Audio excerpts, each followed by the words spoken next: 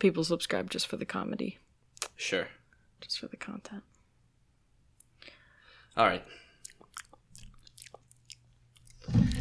You have to stop that. All right, we ready? Yes. Cool.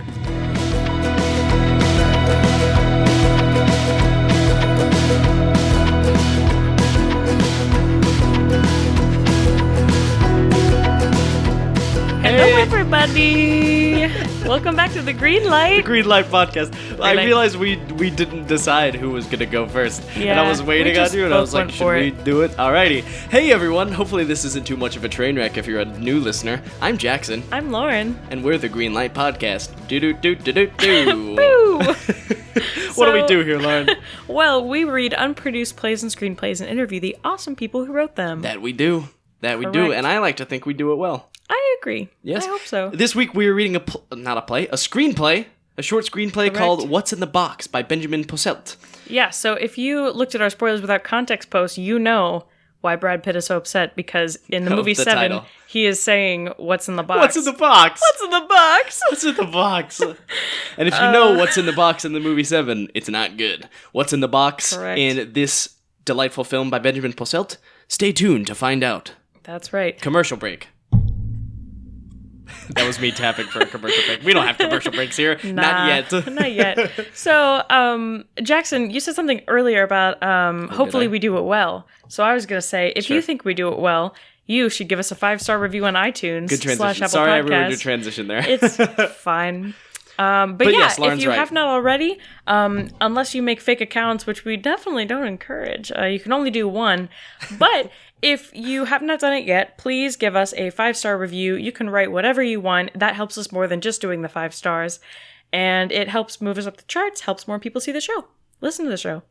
That's See correct. it on their phones. And despite Lauren's cryptic message, we don't encourage making fake accounts. However, I will say, we are 154th in the Austrian TV and films Apple That's right. Podcast charts. So That's right. this is going to be our last Moving podcast, on up in the so world. we can end on top.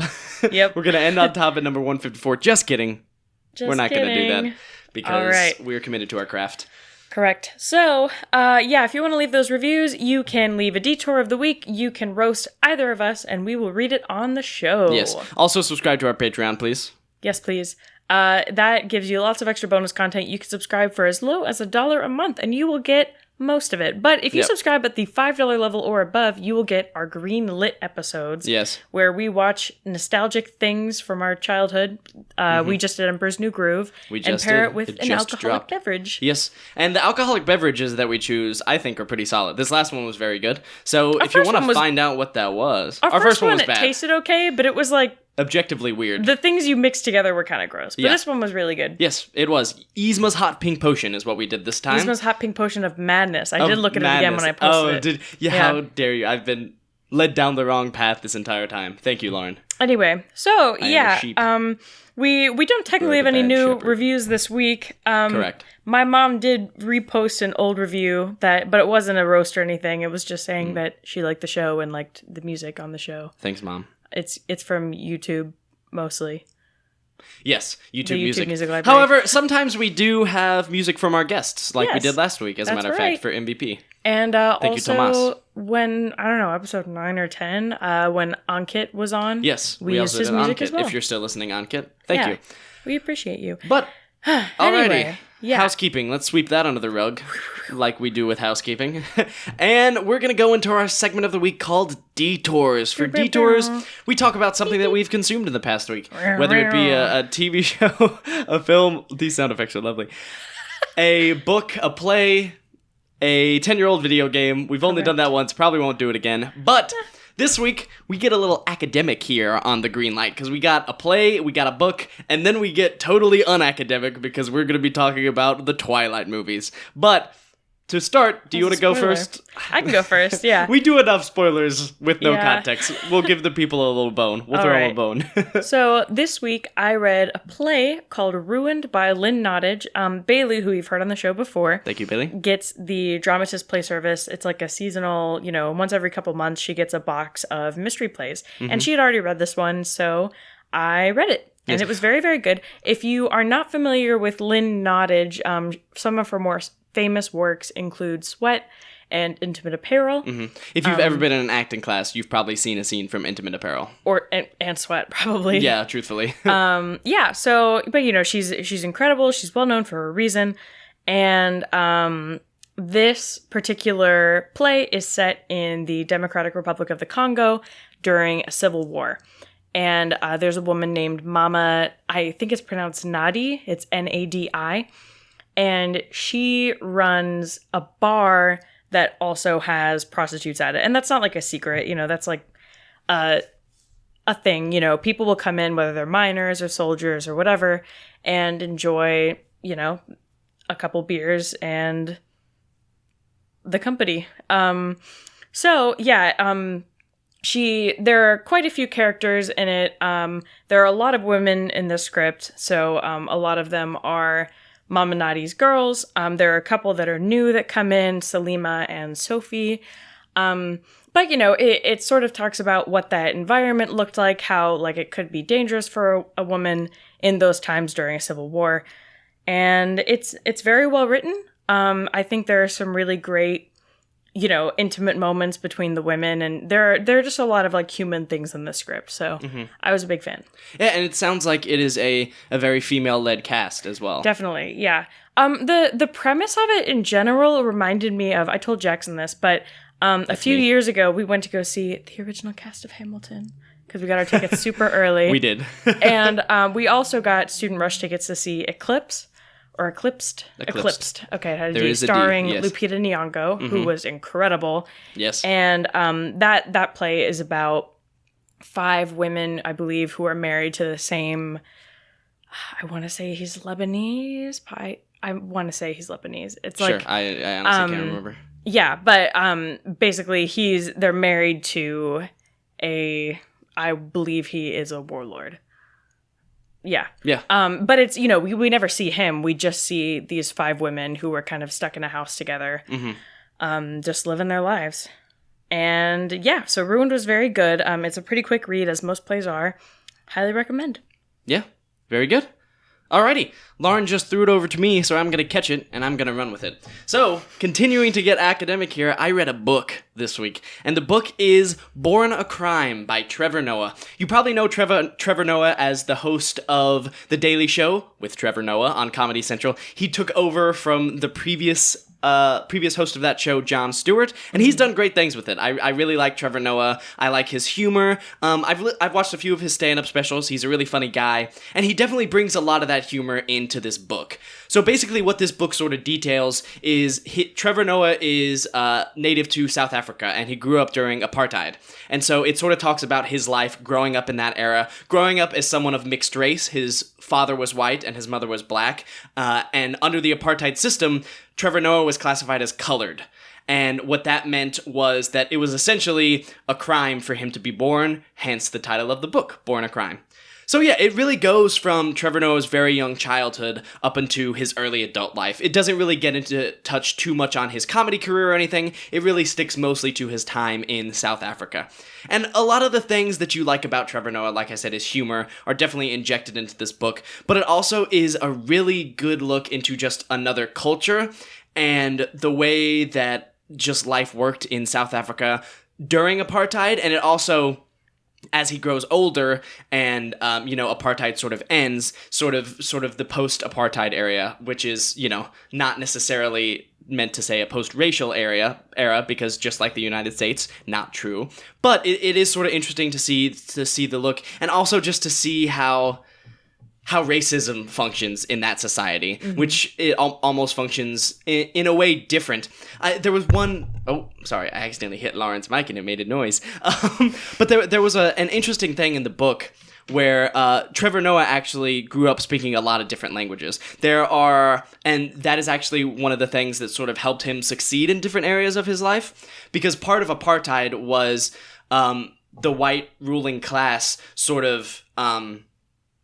dividing people based on race based really off language barriers because different African tribes spoke different languages, and at that time, the white ruling class wanted as much dissent among black people as possible so they could stay in power. So one of the things was, keeping the different languages. But because Trevor Noah was able to speak so many languages, he was able to fit in so much, and just the way that language played out in that culture is so different just because there are so many. In the United States, English is the main language. Yeah. I mean, there are definitely still, some native tribes that have their own languages. Unfortunately, a lot of them have died out, but that's definitely more present in South Africa than it is here. Yeah, for sure.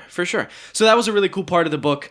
Really, this book revolves also around Trevor's relationship with his mother and sort of the type of woman she was. An incredible woman. She very, very interesting. Loves her some church every Sunday. Loves her some Jesus. But a very strong woman too, which is sort of interesting in this time in South Africa during apartheid, which, it wasn't always looked kindly upon for a woman to be so strong. But she was, and that was kind of a really cool thing about it.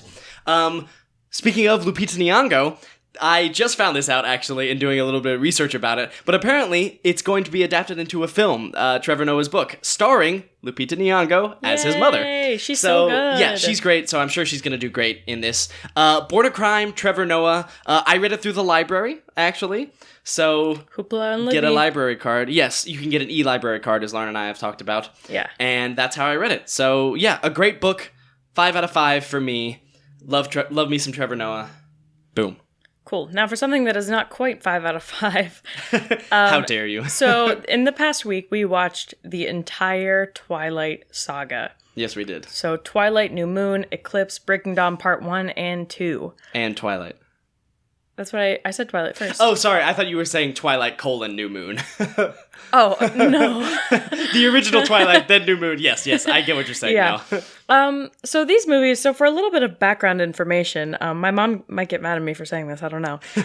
So in middle school, when these books and movies were very, very popular and, the movies were just coming out, I did not read them or watch them. I went out of my way to not read them or watch them because my mom and my 2 sisters were very much into Twilight, especially my mom. So I mean, oftentimes the movies would play in the house and I would abstain. Yeah. I did eventually read the first book like the summer after my freshman year of college, I think. Yeah. And honestly, I was not a fan. But I mean, but I think honestly at that point, I don't know. I mean, maybe I would have liked them if I read them in middle school, but sure. I don't know. Actually, but yeah, but the movies are like, we like to watch bad movies in the house, so that's a pastime of ours. They were very fun bad. Like, they're definitely worthwhile to watch. They were really fun. Yeah. I agree. Going off of, watching it when we were younger, actually, one of the only midnight premieres that I've ever gone to was to a Twilight movie. Which one? I have no idea. I went because I was invited by a girl that I liked. Point blank period. That's why I went. I've never heard about this. This is a new story coming out live on this episode of the Greenlight Podcast. When was this? How old were you? I was in early high school, maybe middle school. When did they come out even? I think late middle school because the books were still coming out. So in middle school. I was in late middle school going to see Twilight because there were actually a couple girls, or one girl that I liked and then her friend, and then maybe another guy. I don't know. I can't even remember the group. I think you went to Twilight with a couple girls. Okay. Middle school Jackson was a player. I think it was Breaking Dawn Part 1, I want to say. Okay. That's kind of a weird place to start. Well, yeah. I had no idea what was going on, really. Yeah. That's also interesting because of the graphicness of some of the love scenes in that one. Yes. To be seeing as a young middle schooler. But the only midnight premiere I've been to was Deathly Hallows Part 2. There you go. I went to Twilight and then I went to Fault in Our Stars. For the same reason I went to Twilight. So, there you go, Very folks. nice. That's me. But yeah, I agree with Lauren. They're a fun, just, woo. Well, it's there are some things that, don't quite make sense. I don't know. I mean, I was on the phone with my mom yesterday, and I was like, if they had all this medical equipment in the house, and they had blood, why couldn't she have just gotten a blood transfusion instead of drinking it out of a styrofoam cup? Is that a spoiler? You know by now, like, this movie is old. Yeah, I guess that's fair. It is old enough that if you haven't seen it by now, you probably won't watch it, unless they watch it based off our recommendation. We don't need to give a summary of Twilight or anything. Werewolves, vampires, Bella wants to become a vampire. Yeah. Period. Robert Pattinson is Edward. Yes. Taylor Lautner is Jacob. Kristen Stewart is Bella. Yes. Yes. Who was your favorite character throughout these? My favorite character? Yeah, let's talk that. I'm a big fan of Alice. I was gonna say Alice. I really like Alice. Alice. At the end, Alice totally like killed it. And we'll talk about the final scene. I like Carlisle a little too. He was very chill throughout the whole time. Carlisle? Yeah, he has a weird kind of derpy face. I Sorry, guess. Carlisle, or whoever played him. Carlisle, come on the podcast to discuss. Yeah. No, but like Alice just seemed very like charming, whereas a lot of the other vampires were very morose and you know, they were the sullen Cullens all the time. The sullen Cullens. That's I true. just came up with that. That was good. That was good. But you know, Alice just always seemed really sweet and like was always looking out for everybody. Yeah. And she made the biggest alpha move in the entire series. I would argue at at the very sure. ending. We're not. Should we talk about that? Because it's a huge spoiler. Again, most people who probably really care about spoilers have already seen these movies. Okay, that's true. If you don't want the ending of the last movie spoiled, just fast forward a little bit. So I heard from my mom and my aunt after they saw Breaking Dawn Part 2 that they were mad because basically there's a thing where like there's a big confrontation at the end and Alice in the book is able to stop that confrontation from happening by telling them about a vision she had of, you know, all the vampires who would die, everyone who would die, and what that would look like if they do go forward with the fight. Yeah. So she's able to stop it. But the thing is, in the movie, we see Alice tell, is it Aro? It's Aro. Yeah. Martin Sheen, for those wondering. So she tells him about the vision, and we don't see what the Michael vision Sheen. is. One of the two. Michael. I think it's Michael Sheen. Okay, cool. Because you said that, and I was like, what? No, but so she tells him the vision, and then she's like, it doesn't matter what, you know, it doesn't matter what I tell you, like whatever. And they have a giant fight, and all kinds of people die who don't die in the book, and everyone was like, what is going on at the beginning of the battle? Like and that, really like, early on. That like sent me. I was like, oh my goodness. No, this and there are is so real. many deaths that just happened like really quick of really prominent characters, and then it turns out that whole thing was the vision. Yes. Yeah.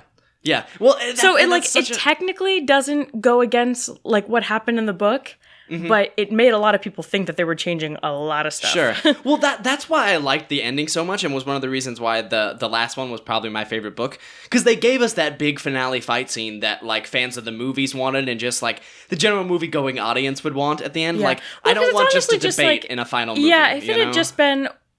Yeah, I feel like for a book, it can end that way and be okay, but for a movie, it would have been really anticlimactic to get all these people together in a snowy field and then have them just kind of like part ways amicably, you know? Yeah, for sure. I think, it was very good. Biggest alpha move. Alice is the alpha of everyone. This is correct. Would you be a wolf or a vampire, you think, in world? I think I'd probably be a vampire. You think so? Yeah, I know you've said you'd be a wolf. I would certainly be a wolf. But, I think part of it is that, like, we see one woman who is a wolf. Yeah, that's fair. The whole series. They're a bit exclusionary towards women. Yeah, but, you know, I mean, my mom used to make jokes about how I was a vampire because I'm the only one in our family with good eyesight. Sure. So. Well, would we and find they canonically have good eyesight in this world that would not allow that? I hope so. Lauren touched my elbow as a sign of good grace. Okay, final thing. Okay. Okay, and I know my cop-out has been Team Mike, and I still stand by that Team Mike. If you don't know, Mike is her high school friend, kind of. Who likes her. Yes. Who is the least problematic of Edward and Jacob, I will say. Out of the Edward two. and Jacob gaslight her to no end. Yes, exactly. And that is an issue that both of them have. Therefore, I don't want to be on either of their sides. But since it's the biggest debate, we have to ask it. Team Edward, Team Jacob. It's tough because, you know, like, they say a lot after Bella's turned into a vampire finally in the last movie, like, oh, being a vampire suits you. And it's very clear that this was kind of like what she was meant to be. Mm-hmm. So but it's also like, I don't like Edward as a person. Sure. You know? Do you like Jacob as a person? No. Okay. I don't really like either of them. So, I mean, I would have to say Team Jacob just because, or not Team Jacob, sorry. I would have to say Team Edward just because, you know, she's clearly meant to be a vampire, but at the same time, I wish there was some other vampire who could be there instead of Edward because I don't like him. Sure. Well, I think what you get with Jacob is you get the highest highs and the lowest lows. That's true. Because Jacob is, I think, Jacob is the more attractive really, like, of the two. contain himself. Yeah, he's definitely the more attractive, for sure. But he is the most problematic of the two, I would say. I would say he's more manipulative. He's definitely more impulsive. He's more... I don't know if he's more manipulative. I would say Edward grew much faster than Jacob did throughout these movies. That's fair. But then again, Edward is like 100.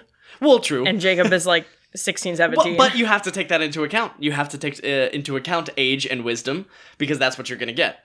I mean, yeah. You know? So, yeah, I think Jacob has a lot going for him body-wise, even though it is a bit creepy looking back on it in the second Twilight movie, the one where he really glows up and gets shirtless. Because in the first one, you know, he has a very small role, actually, which I think I didn't realize. Long hair. But yeah, he cuts his hair, gets ripped. He's only like, when they filmed it, he was 16 years old. Yeah, which is crazy because... Wild. I remember one of my teachers in middle school who went to the midnight premiere and told us that we were going to have a sub the next day. Yeah. Because she was going to the midnight premiere of New Moon. Yep. And, you know, she was talking about how hot Jacob was. And I was like, okay. Yeah, and I mean, even in the world, he's supposed to be in high school. And you know, granted, a lot of people, like, I think Robert Pattinson was definitely older when he filmed it. So, like, you know, it's sort of a trope in Hollywood to cast older actors to play high schoolers. But nope, he was around that age. Kristen Stewart was around that age was pretty as well. Young too. Yeah. So, yeah. But I would have to go Team Edward, I think, too. Yeah, begrudgingly. Begrudgingly Team Edward. We should make a shirt out of that. Really, Team Alice. If she would end up with Alice. True, Team Alice. That would be great. Yeah. Yeah. Jasper was weird. Yeah, I didn't really like... No, there weren't any other, like... If we're saying she's definitely straight, like, there were no really good options. Yeah, for sure. For men. For sure. Yeah. I don't really want her with Emmett either. Yeah, Emmett's, like, weird. Back in my old house with Hunter and Jackie, shout out Hunter and Jackie if you're listening to this, I was given the title of Emmett just because Hunter was Rosalie and Jackie was Alice, I think. They just wanted to be those characters, so they got to choose, and they just chose Emmett for me. Yeah, I mean, no offense to them, but I don't see it. Well, yeah. Sorry, Hunter and Jackie, if you are listening. I don't think they do listen, so we can talk as much crap as we want.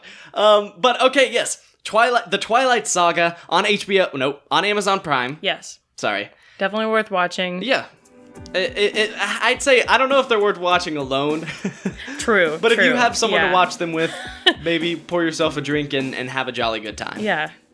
Pour yourself a Bloody Mary, get in the spirit. There you go. I've never had a Bloody Mary. Me neither. My dad likes Bloody Marys. Shout out, Dad. Well, at Jackson's dad, pour yourself a Bloody Mary and watch the Twilight films. Alright, when we come back, we are reading What's in the Box? What's in the Box? By Benjamin Posselt. And, yeah. See you soon. See you soon.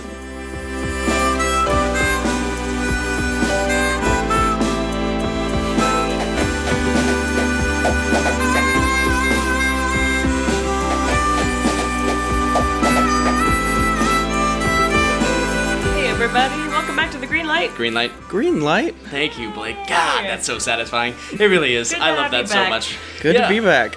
Blake, returning from North Carolina, how was your trip? Not too bad. It was not nearly as hot there as it is here. Yeah. Yep. even now that we're out of the closet, it's still hot up here. But, you know, we make it, we survive, we thrive. Today, we are reading What's in the Box by Benjamin Posselt. You're going to hear our interview with him in a bit, but right now, you're going to hear the script.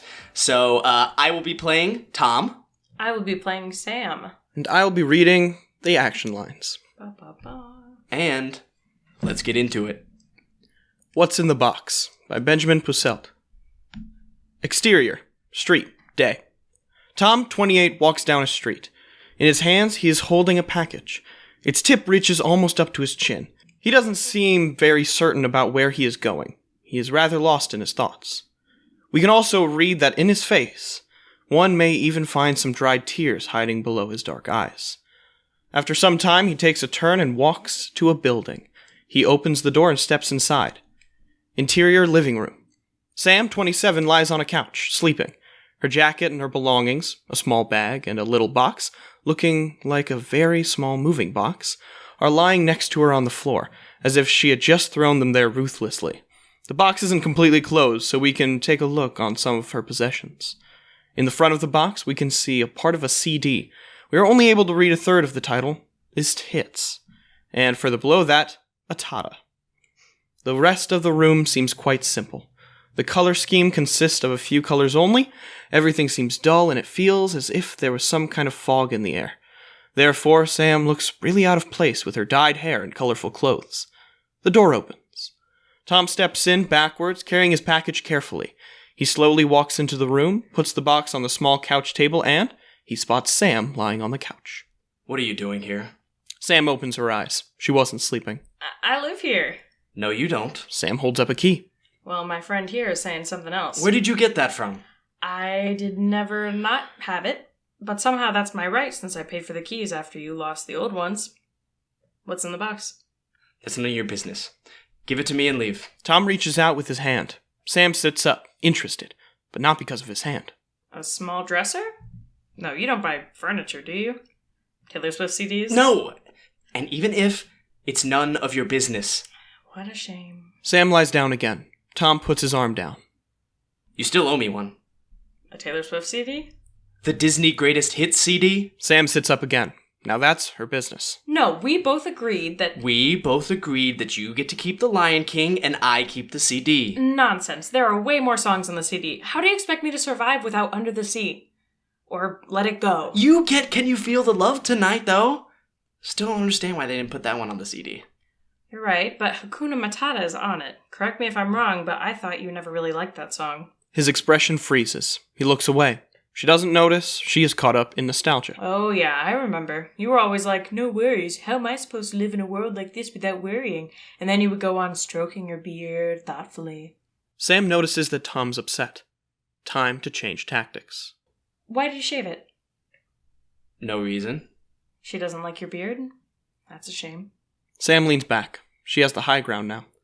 It wasn't that... No, of course not. You just shaved it once and suddenly she wanted to sleep with you. Am I right? Samantha, I stopped growing a beard 1.5 years ago. So she didn't like it.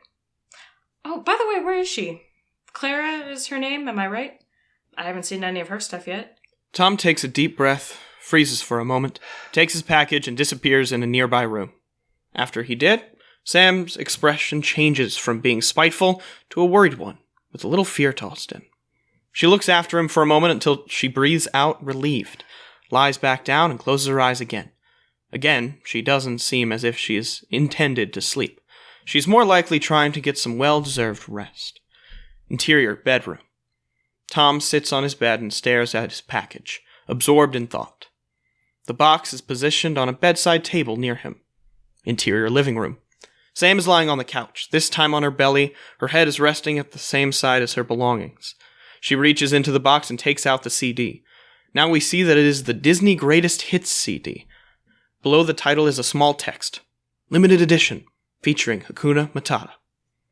After looking at it, she puts it back in the box and grabs a small photograph instead. It is old and creased, but clearly portrays Tom and Sam.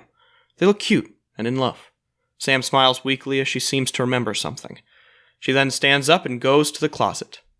She looks through it. The first thing she takes in her hand is a picture of Tom and his girlfriend Clara kissing on a beach. She looks at that picture for quite some time and then puts it back again. Then finally, she finds what she was looking for. Hidden between some books, she finds a small appointment calendar. Interior, living room, night. Tom comes out of the bedroom again and spots Sam, sitting at the kitchen table as she looks through his calendar. Still the same hiding place. Haven't you learned anything from our past? It's not a bad hiding place if it isn't hidden. Aren't you afraid she's going to find this? Sam shakes the little book in front of his eyes. I don't see why. So there are no nameless women to be found in your calendar anymore? Why are you here? To take revenge on me? Because if it helps you, I didn't cheat. That's not why I'm here. Why else? To visit you! I thought I should drop by and talk about the good old times for a bit and see how you're doing. While she was talking, she put the calendar away and went around the table in a very innocent way. What good old times are you talking about, exactly?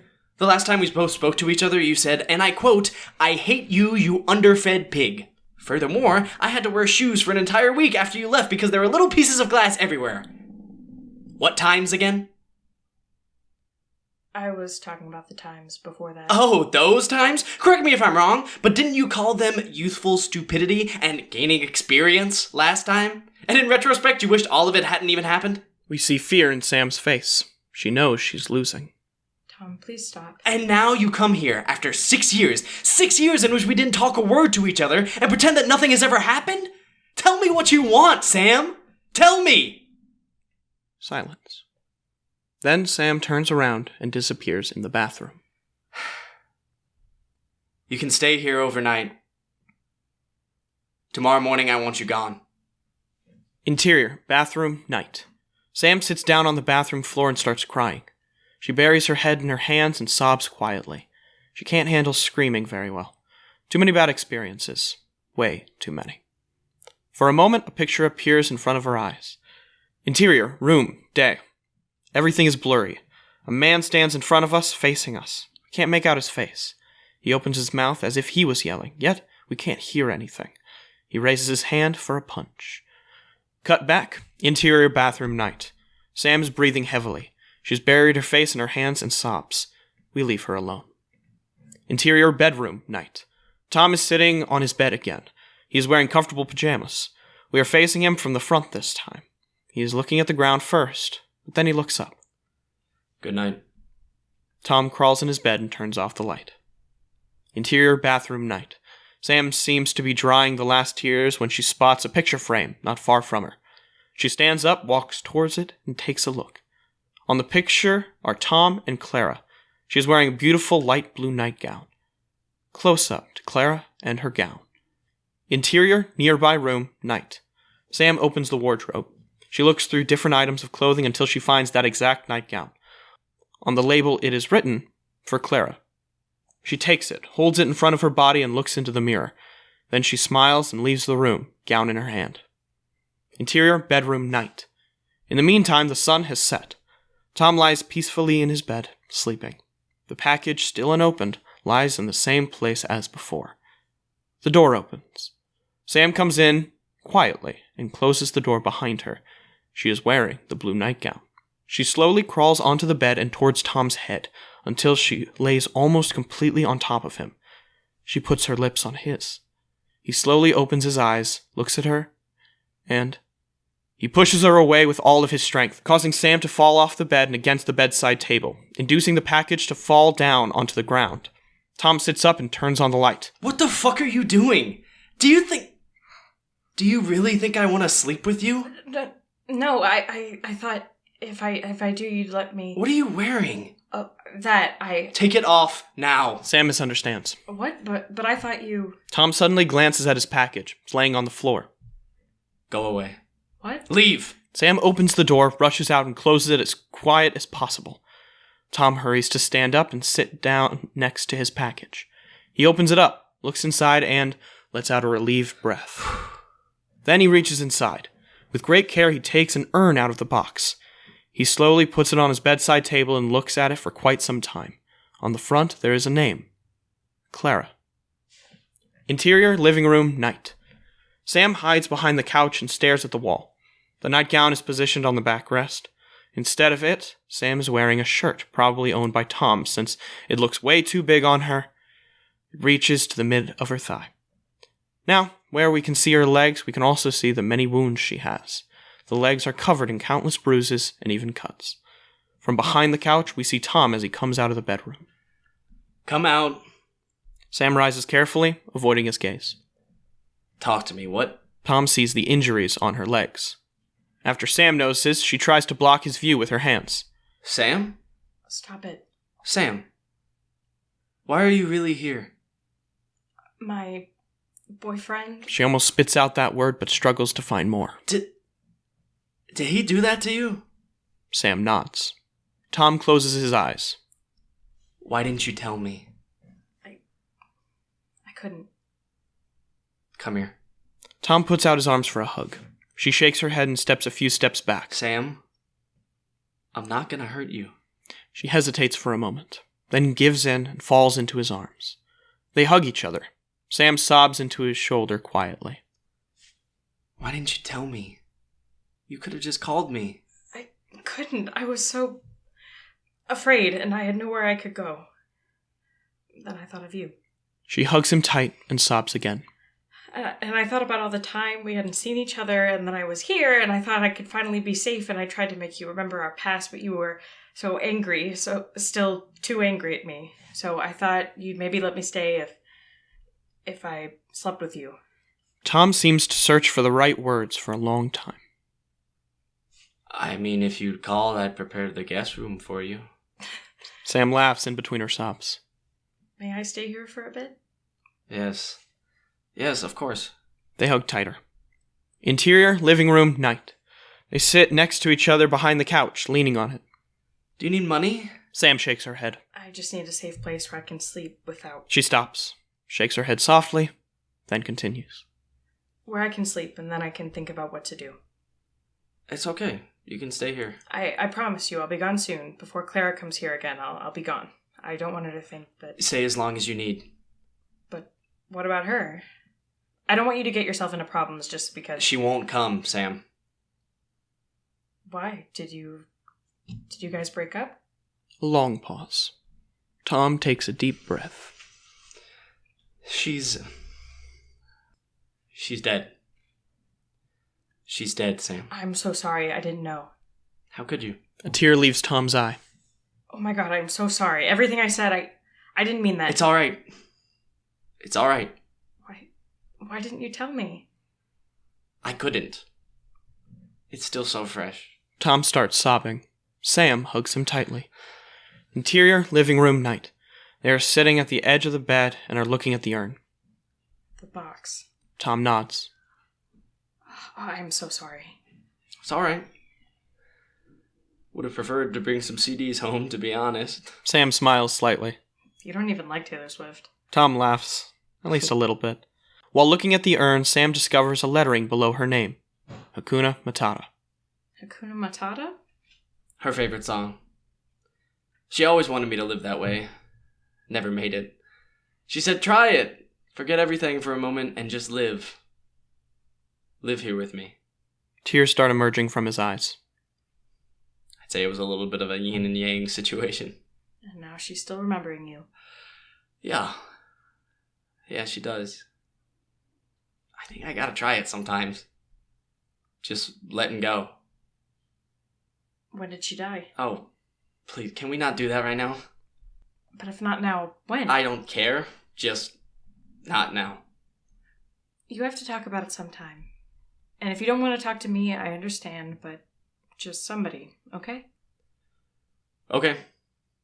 You promise? Yes. Did you love her? More than anything. Let's talk tomorrow, okay? We should both get some rest. You're right. Sam stands up and goes to the door. While passing, she shortly nods at the urn in a reverent way. The door is already open when Tom raises his voice again. Sam? Hmm? You can have the guest room. Sam smiles. Good night. She leaves the room. Tom remains alone on the bed. Good night. He says this more to the urn than to Sam. Interior, bedroom, day. The rays of the morning sun awaken Tom. He opens his eyes. Interior, living room, day. Tom is standing in the living room with a dressing gown and sips his coffee. Then he goes to the guest room and knocks. Sam? No answer. Tom opens the door carefully and takes a look inside. He sees the bed. Sam is still sleeping peacefully. He decides to let her and closes the door again. As he turns around, he sees something in the middle of the table. He puts his coffee down and goes to the table. The Disney's Greatest Hits CD lies in the middle of it, next to a small note. Tom takes it and unfolds it. Why didn't you tell me? He smiles.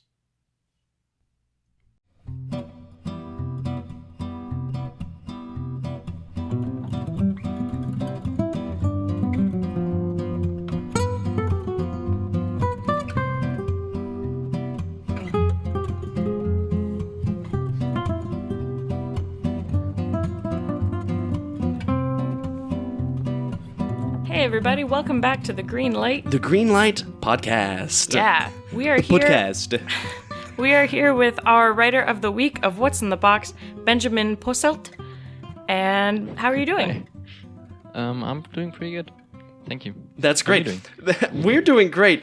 Just context for everyone listening. So right now we're recording this interview at 10 a.m. Pacific Standard Time. Benjamin is all the way... You're in Germany, correct? Right, Benjamin? In Austria. Austria, Austria, excuse wow. me. Difference. In Austria, Small difference. 7 p.m. his time. So, two totally different times, but we're connected together. We love the joys of technology here on the Green Light. Thanks to the internet. Yeah, Yay. exactly. Yeah, you've already had your All whole praise to the Sunday. internet. Yeah, exactly. Our Sunday is just beginning. The possibilities endless. Anywho, I think on that note, let's just jump straight into it. Yeah, Okay. so we always like to ask everyone, what is your writer origin story? How did you get started?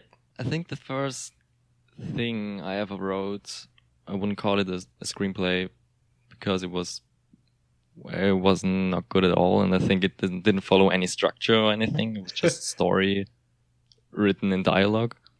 I think I wrote it when I was like 12, 13 maybe. But since then I've read a lot of books and tried to improve my writing. But I still mostly do it as a hobby and just for fun when I can think of interesting stories I want to tell. So Yeah. I don't have a fancy origin story. You know what? That's okay. But because of that, I am going to ask you, what do you remember what that story was about that you wrote when you were 12? I still have it actually. Oh, do you really? Yes. I haven't read it in quite some time, but the story was... Oh God. I actually wanted to make the movie with some friends of mine, but we never got around to do it. Maybe because I was a little more motivated than the other ones.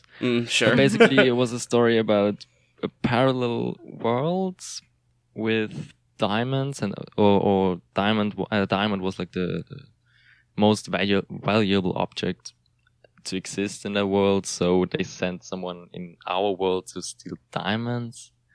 Yeah, it was something. It sounds like Like something... a heist. Cool. Yeah, exactly. I love a good heist story. Heist stories, we need more of those. Oh, I am not sure if it was a heist story. Okay. I think Well- the protagonist is actually from our world trying to defend herself. I don't Oh, know. okay. I'm sorry. Okay. Well, you know what? was Actually, we're weird. going to scrap What's in the Box. We're going to put the rest of this interview on hold, and we're going to do that script for our reading. No, just kidding. No, I still, even though you say, you said you didn't love it, it's not super interesting, I think it's always fun to just see even those tiny moments. You know, you were 12 writing like this story, this screenplay. I think that's super, super cool and fun. So. Yes, and I remember how proud I was when I finished it, and I just went to my mom and said, "Mom, I just finished a screenplay," and she was like, "Oh, cool." She was like, yeah, okay. That's Um, great. So let's jump into questions about the script, and we're going to start right from the beginning with the title. So on a scale of 1 to Okay. John Doe, how much are you trying to reference the movie Seven with your title? First off, I guess, are you familiar with the movie Seven? I am familiar with it, and Okay. I'm trying to see it. I've been trying to see it for a long time now, but every time I watch it at home, my mom says no because she's seen it she has seen it once and she didn't like it. Oh, really? Are you familiar with the very famous scene where Brad Yeah, Pitt screams yeah. once at the... Okay, cool. Just wanted to make sure. Actually, I did not at all think of it since... Yeah, the title was originally on German, so I Right. didn't think of it. Sure. Oh, cool. It's But just a I coincidence. thought of it when I translated it just like a few months ago. Yeah. Yeah. Translation. Yes. So if anyone hasn't seen Seven who's listening, go out, watch it right now, or at least watch the clip. Literally, you can just type in "What's in the Do you box" want on me to YouTube. go now, or? No. Sure, Sorry. That was a homework for the people potentially listening. But no, you can just type it out on YouTube. It's great. So yeah, well, that answers that question. Thank you. Yeah. So I wanted to ask a question about a character. I thought it was really interesting that in first describing Sam, you described her as really out of place with her hair dyed, or with her dyed hair and colorful clothes. Yet we come to find out that she deals with a lot of hidden trauma, darker issues behind the surface, beneath the surface. What am I Yes. saying? Both It's work. morning. Yeah. So, could you talk about the thought process behind making her appear outwardly bright and colorful, even though she deals with much darker issues? I think what inspired me to write Sam's character was actually a very good friend of mine who was struggling with a lot of personal problems and depression, but always appeared pretty bright to the outside and always dyed her hair and had fun everywhere, or at least so it seemed. So I think I was trying to capture this picture of a person that seems to be living their lives freely and as if they've got nothing to lose, because behind that curtain they are so incredibly vulnerable. And I think I wanted to capture that when I wrote her. Yeah, I think that's a really interesting contrast, and I think that adds just another layer to like this story and that character specifically. And that actually what you were saying kind of leads into our next question. There are really a lot of great like specific details in this script that I like. You know, you have the Disney Greatest Hits CD, Taylor Swift albums, the very specific line "I hate you, you underfed pig," stuff like that. So when you were writing, and you even mentioned in this last question, do you find that you draw a lot of specific details, maybe not from your own life, but maybe some from your own life or just people that you know? Or do you often use like sort of imagination to come up with things and specific details like that? Well, I think most of my stuff comes from imagination. Well, I mean, I love The Lion King, and who doesn't? Sure. Disney songs in general are pretty amazing. I think we can all agree on that. But actually, a fun story, when I wrote that script, I had never been in a relationship before. So there was just my view on interpersonal struggle in a relationship back then.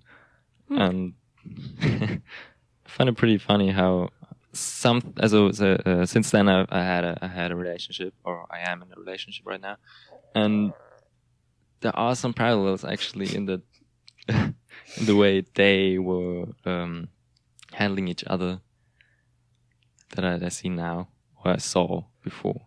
Cool. Yeah. So you were right, I guess. So your initial hunch. Unfortunately. Yeah. I would just want to highlight one moment that I really liked.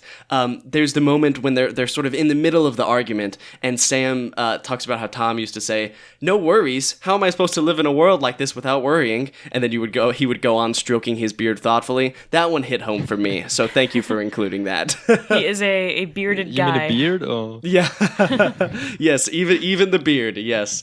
So that one hit home for me. So thank you. I felt heard in that moment, reading that. Sorry. No, it's okay. So there is a specific kind of meta moment which I found interesting. There's a moment when Tom and Sam are arguing, and in the stage directions it says, "Sam notices that Tom's upset. Time to change tactics." So there are a good number of screenplays that address the audience directly, but few that employ elements of almost first person like this, or, you know, almost like stage direction specifically for the actor. You know what I mean? So do you find yourself using this in a lot of your scripts, or was it specific to this one? I found myself using it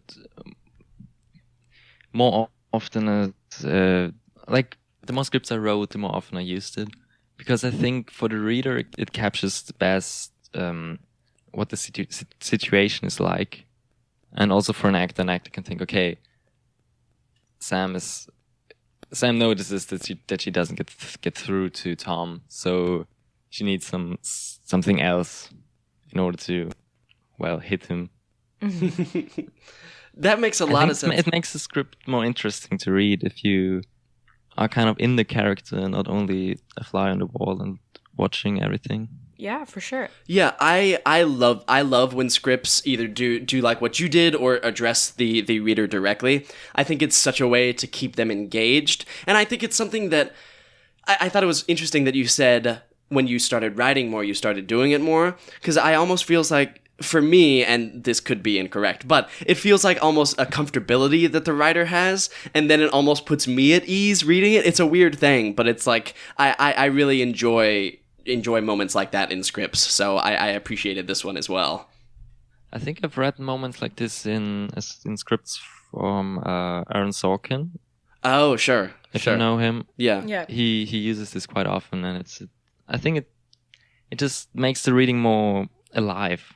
Yeah, absolutely. Makes the film come alive in your head. Yeah, because there are some, especially screenwriters, who I feel like can get so stuck in, like, we're just describing specific details, nothing more. And then it gets boring, especially as a reader. And you know, most people with films aren't going to be reading the script, but for people who are going to be eventually making and producing them, it's very important to make it interesting. So I think that's a very good thing to do. And also, since I'm also an actor, so I'm also thinking like, okay, how would I like to read the script in order to portray it the best? Mm-hmm. Yeah, for sure. And I think for an actor, it's pretty helpful to read something like that and don't have to figure out on your own why this moment changes the whole scene suddenly. Yeah, Right. as actors, we appreciate it. We do, Thank you. we do.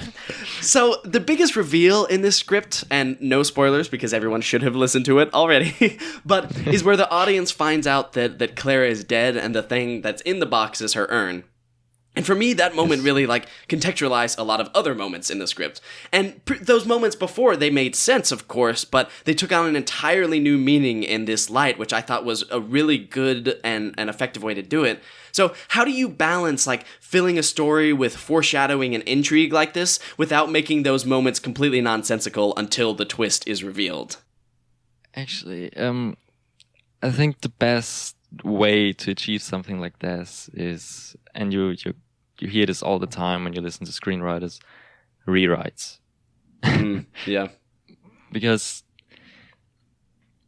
often, it's interesting about my writing process. I often just write and have a vague idea of what's happening later. But in the moment, I'm really focusing on this scene specifically. And those few scenes where he could say, "Yes, Sam, my girlfriend is dead." I think those are the scenes that I came back to the most, because it wasn't easy. It was really not easy to capture that feeling. Mm-hmm. Mm-hmm.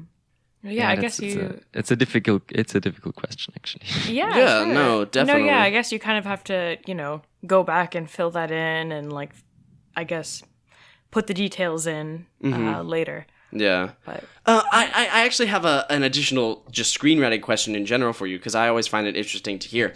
Are you a kind of person who likes to, like, outline before you write a first draft? Or do you sort of just like to get it out on the page and then go back from there, see where you can fill in the holes and go from there?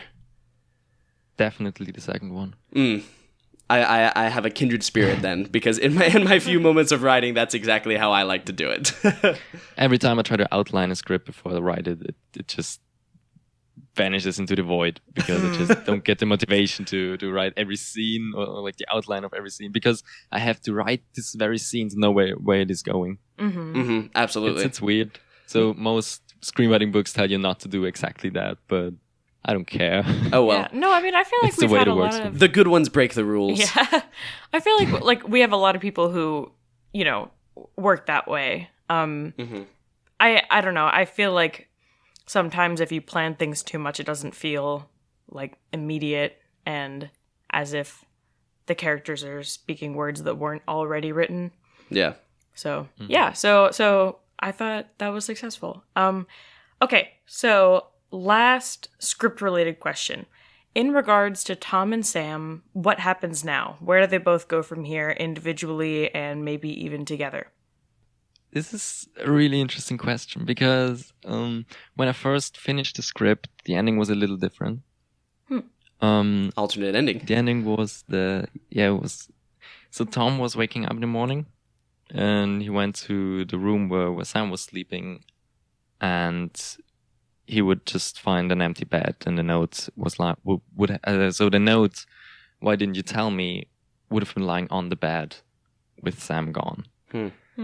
Because I wasn't sure if Sam would have wanted Tom to let her stay for longer than one night, because I didn't want it to bother him. Then I thought about what Sam would do afterwards, and since I didn't come to a good conclusion, then I decided to let her stay at Tom's place. But I always remembered the rest of their story to be like she stays with him when she needs to. He'll always have an open door and an empty bed for her, but she will try to manage her life on her own. They're not coming back together. That was really important to me that they're not coming back together, because I hate stories where you can predict in the first second that those two are coming back together.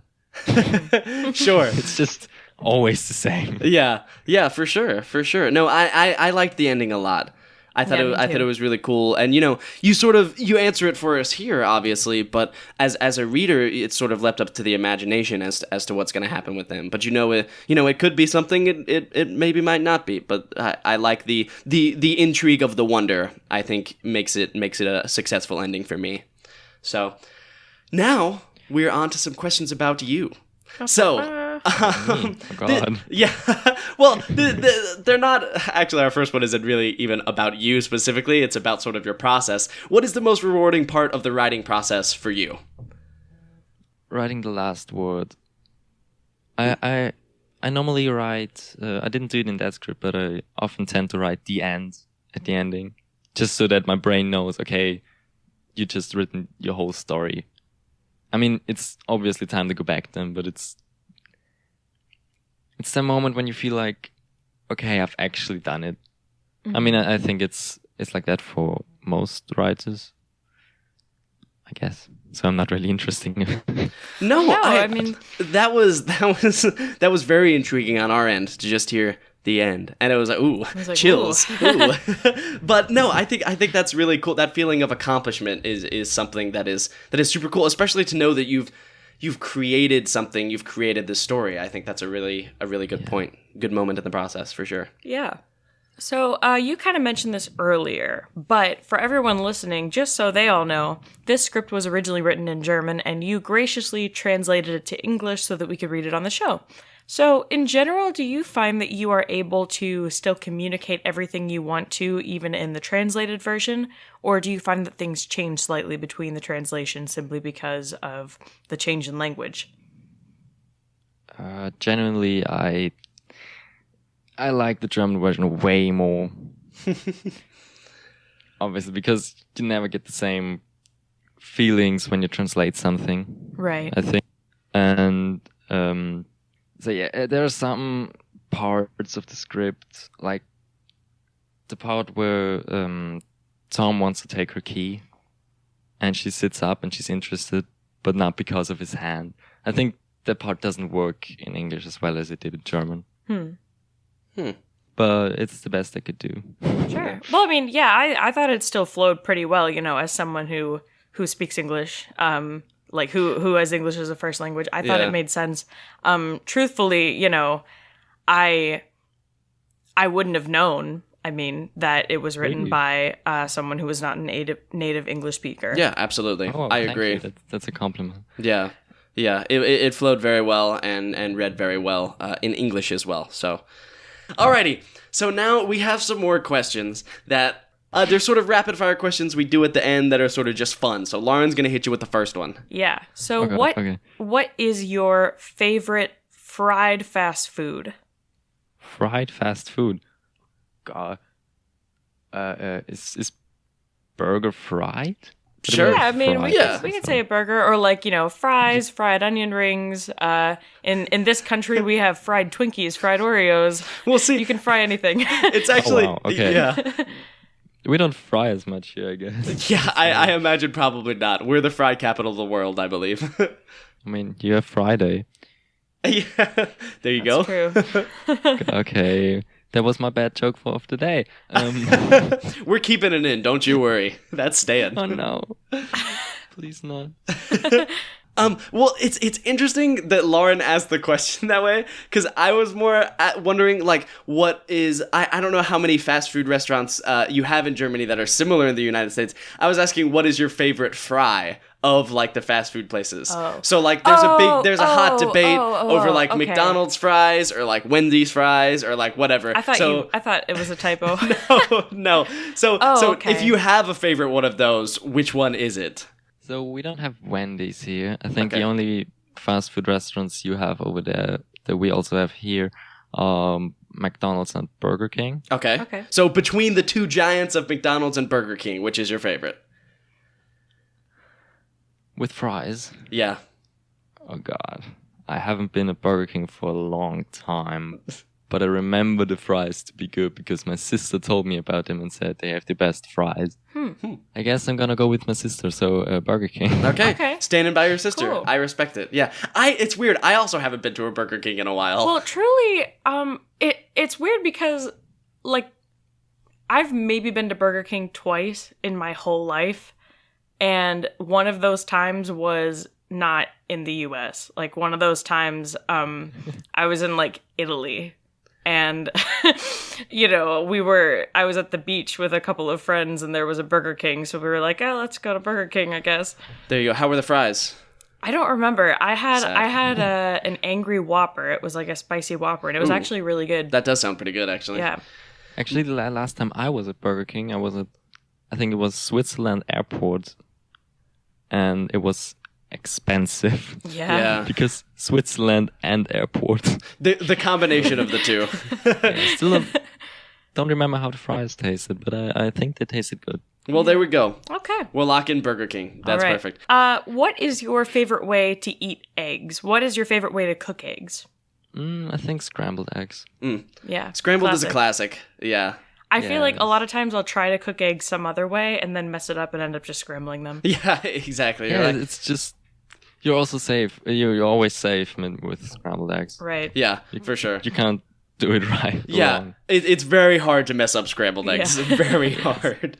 Okay, in your mind, what is the perfect temperature? Now I have to think about how Fahrenheit works. Oh no, you can just do Celsius. You give no us problem. Celsius and we'll Celsius, convert okay. it for our own audience. Oh, you can convert it. Okay, nice. In my opinion, it's like 22 degrees Celsius. Okay. Oh, that's like the perfect temperature. I'd probably agree. That's 71 degrees. Yeah. 71. Oh, Yeah, that's a nice good. number. Yeah. See, there you go. 22 Because degrees right now Celsius. it's so hot. Oh, how this hot summer. is I it don't over know. there? I think we had 32 degrees today, Okay. Oh wow, yeah. and I'm still sweating. Sure. It has been hot here too. We have had a few days in the past couple of weeks that have been over 100 degrees Fahrenheit, which I guess is roughly like 37, 38 degrees Celsius. Oh, Yeah. I guess I'd die if I was over there. Yeah, it has been an interesting kinda ordeal. toasty. Yeah. Well, and especially, COVID is still a pretty big thing over here. So I work at a restaurant and we're serving people outside. And, I have a face shield and a mask and it's just so hot. Yeah.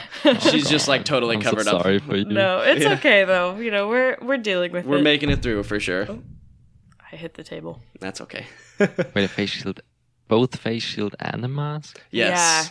Both. Oh god. And she has to deal with people who wear neither. So Yeah. Well, yeah, because people will sit down at their table and be like, all right, taking the mask off. And Yeah. I'm like, ah. yeah. Okay. So, very last question for you. Last but not least, are you a night owl or an early bird? I hate this question, actually. Oh no. Since I work the best when it's like really late, like 11 p.m. or after midnight, especially when I'm writing. But I hate sleeping in. So when I work when I work for a long time, it's like 1 a.m. in the morning and I'm going to bed. I still want to wake up at like 8 a.m. So I get like 7 hours of sleep or less if Sure. I'm super creative in the night. So you're So I really guess just neither. yeah, you're just anti-sleep is really what you are. No, I'm just always tired. There you go. Me too. I do understand that life a bit. I would say reason. I don't know. I almost am tempted to say neither as well because I used to be able to sleep in so well, but lately I am just so bad at it. I'm just so bad at sleeping in. So like I enjoy You mean staying up you're late. bad because you wake up early or you hate it? I don't know. Well, my body just wakes me up. Like when I try to sleep longer, sometimes I just can't. Or if my mind starts going, then it's like, all right, you're done. Just might as well get up. So I'm also kind of neither, which is sad. Yeah. I'm definitely a night owl. Yes, you definitely are a night owl. I never want to do anything until it's like 11 o'clock at night, kind of like you said, but I have no problem sleeping in. Yeah. So. Lauren is adept at sleeping in. Alrighty, so those are all of our questions for you, Benjamin. Thank you again for coming on. This has been a great interview. Yeah. Thank you. It's been an honor to be here and to be invited by you. Yeah, no, for sure. Well, thanks for coming. Yeah. Do you have anything you would like to plug? Yeah, anything like coming up in your life that you would like to tell us about? Oh gosh, I wish I knew what was coming up in my life. Very fair point, Yeah, same. actually. Yeah. Yes, I don't have any directions to look into right now, so if you have a job for me, call me now. All right, anyone right. who's listening, if you have a job for Benjamin, hit him up. And you can do that because we're going to put his description in the email. Boy. Put his email in the description. Okay. Wow, look at My description. Look at me being bad at my 18 job. years old. Yeah, exactly. So we're gonna put his email in the description. So if you want to contact him with a job opportunity, or just to hear more of his work, or to look into producing this one, that'll be in the description. Okay. Gosh, this interview was my early. breakthrough now. I think so too. I think It's too early for you. It's bound to be. Yeah, yeah. Yeah, But it's not that early, you know. it's we really just keep, not. It's just us. I don't know. Yeah. Yeah. We did. I don't know if you're familiar with our Patreon, but we do these episodes called greenlit episodes, where we'll watch like a movie from our childhood and then pair it with like an alcoholic drink. So we did that pretty late last night, so that could be our excuse. I mean, we're fine though. No, you know. we're totally fine, but I'm gonna use What that do you as an watch? excuse. We watched Emperor's New Groove. Oh, I think I've seen that one. Yeah, it's a Disney movie from 2000. It's very good. It's very good. So, if you're listening to this and you want our, see, I can't even think of normal words now. Commentary? Yes, On Emperor's New commentary Groove? on Emperor's New Groove. Subscribe to our Patreon for good stuff. But this episode is not about that. This is about Benjamin. So, thank you very much again for coming on, Benjamin. We really appreciate it. Thank you. Yeah, absolutely. Bye. Thanks for inviting me. Mhm. Bye. All right. Bye.